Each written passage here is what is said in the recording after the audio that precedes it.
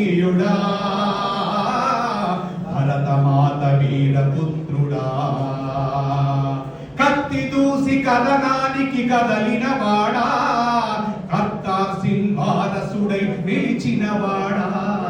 కత్తి దూసి కథనానికి కదలిన వాడా కర్తార్ సింగ్ వారసుడై నిలిచిన వాడా ఇంక్విలాబ్ జిందాబాద్